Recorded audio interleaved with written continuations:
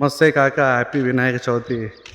So ఏమైందంటే మస్తు రోజుల నుంచి అనుకున్నా వినాయక చవితికి గణేష్ని తయారు చేద్దామని చెప్పేసి ఏడ దొరికినా మట్టి దొరుకుతలే. ఇగో ఈ జంగల్ పూడతో తిరుగుతున్నా, ఏదైనా నల్ల మట్టి దొరికితే కొంచెం తీసుకుపోయి గణేష్ని తయారు చేద్దామని చెప్పేసి.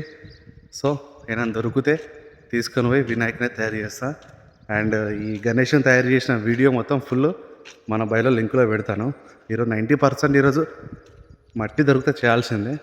సో ఇప్పుడు మట్టి కోసం అని చెప్పేసి ఇటు మొత్తం తిరుగుతున్నా, ఏడ దొరుకుతలేదు. కొంచెం దొరికినా సరే వినాయకుని చేసేస్తే పెడతా. ఓకే, సో మట్టి దొరకక ఇక్కడ నర్సరీ ఉంటుంది కదా, నర్సరీ నుంచి తీసుకుపోతున్నా. ఇగో ఆఫ్టర్ లాంగ్ టైం అంటే 8 years తర్వాత ఫస్ట్ టైం చేస్తున్నా.